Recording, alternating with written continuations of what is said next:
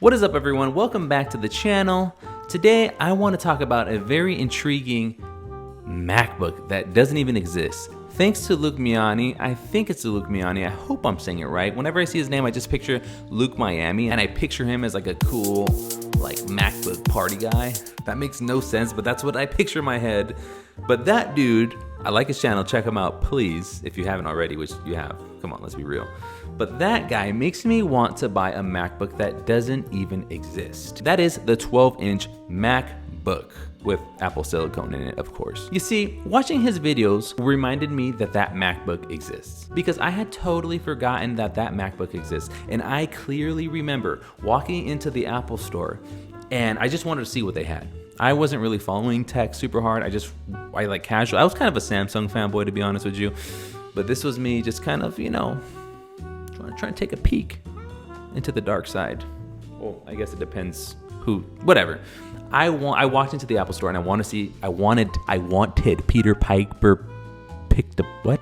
I wanted to see what they had. And sure enough, they had that MacBook. And I remember vividly grabbing it and I was taken aback. I was super blown away by this design. My mind was literally blown. Paramedics came and said, "Sir, we got another one. Another customer is blown away by these MacBooks." That didn't happen. But I was still really impressed with these devices. I just couldn't believe how thin they got. And it just really spoke to me, that form factor. And I thought to myself, this is amazing. This is so cool. These MacBook Airs have really come a long way.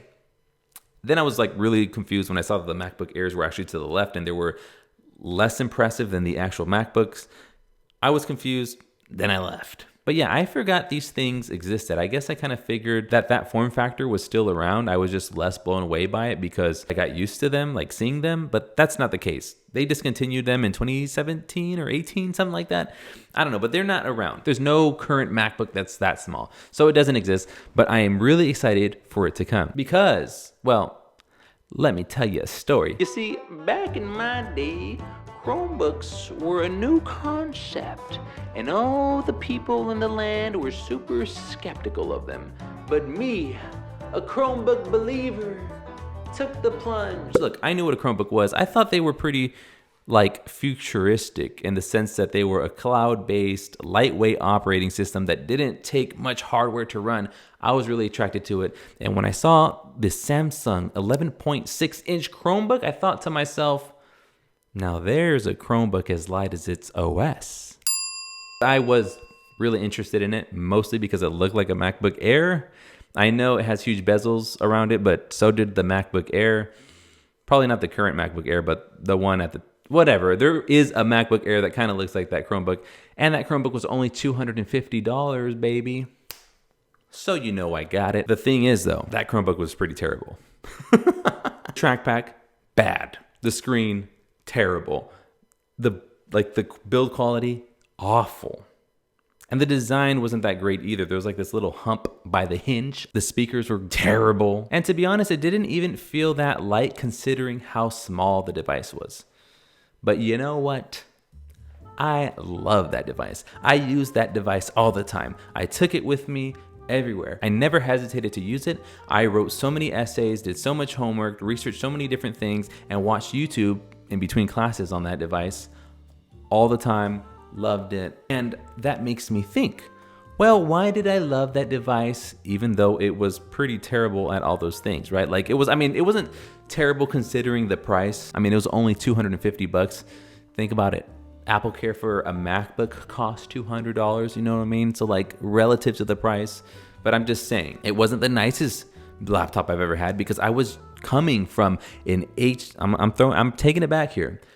I was coming from an HP Envy 15-inch laptop from 2012, and that was a nicer device. It was aluminum. It had a Beats audio sound system, whatever that meant. The speakers were pretty good, the built-in speakers, that is. The screen was pretty nice. Like I said, it was built out of aluminum. The keyboard was nice, but I never loved it because the device was too much. It was heavy, it was bulky, it was something to think about before I left. I didn't just grab it like I did with my Chromebook. So that's why these Luke Miani That's why these Luke Miani videos make me excited for this MacBook 12-inch, which has not even been rumored. I would just really like for them to do it, because I thought to myself, well, this would be like the best of both worlds. Obviously, I liked something about that Chromebook. I liked the form factor because everything around that form factor wasn't the best. I mean, don't get me wrong. I appreciated how kind of like low quality everything was because it made me want to just get to work. But a MacBook 12-inch with like the M1 or M2 or whatever chip, whatever silicone chip they put in it, would be like the best of both worlds. I would have that aluminum chassis, some nice speakers, a nice keyboard, a banging trackpad, a nice screen. Did I already say that? A Retina screen. And you know the design would be on fire. So I would have all those premium features attached to this super small laptop. It would be perfect. It would be everything I already love about my MacBook Air, but exaggerated. Now, I have said before that I feel like the MacBook Air is already kind of cramped screen-wise to like edit videos off of, because when you're editing videos, you have like a lot of windows and panels and it just feels super cramped. And that's already made me not want to edit. So I kind of don't edit that much on my MacBook Air already as it is. So I don't think that having an even smaller screen would be that much worse, because like running Photoshop on it isn't all that bad on my MacBook Air. So I feel like it would be similar. I feel like I would be benefiting more from the smaller form factor compared to what I would lose from having a slightly smaller screen. Does that make sense? And by the way, the screen might not even feel that much smaller than like my current MacBook Air, because let's say it has like a new design like the 14 and 16-inch MacBooks. It's gonna have a notch, or at least it's gonna have a slimmer bezel. So the screen size might not take that big of a hit. So I'm just really excited. I just think this device would be so perfect for so many different people, because it's just so where's my MacBook Air? Where did I can't find. I don't know where I left my MacBook Air. That's how small it is. I lost it. But I'm just saying, my MacBook Air, because it's like the smallest form factor you can get right now in a laptop from Apple, it's super inviting, it's super casual to use, and I feel like a 12-inch MacBook would be even more casual and more inviting to use. It would be more like a, feel like a iPad kind of just throw it in your bag. And the Air is already kind of like that, so I can only imagine what it would be like to take that a step further. Anyways, if you can't tell, I'm really hyped about this device that doesn't even exist. Yeah, thanks to Luke Miani. Shout out to him. But yeah, listen, Apple is super good at taking people's money, and I can see why, because I'm super excited for all their stuff. I think March 8th is the date, but they're supposed to come out with like 8 MacBooks or Macs this year. And March 8th, they're going to show some of them off, apparently, hopefully. Like a Mac Mini Pro, an iMac, all that stuff. I'm excited for all of it, because it is so casual and inviting, and I think I got so much use out of that form factor. I think it'll be the best for most people. Like, I can totally see somebody rocking this MacBook, taking it everywhere with them, and then hooking it up to their monitor at home. That would be such a cool setup. And let's say it doesn't have that much like pro power for video editing and 8K graphics and blah, blah, blah, blah, whatever. Most people don't need that. So I'm very intrigued by this potential device. But yeah, I'm super hyped. I can't wait to see what actually does come out. This is just stuff we're just making up, pretty much. Well, Luke Miani put it in my brain and now I can't get it out. But anyway, yeah, I'm excited.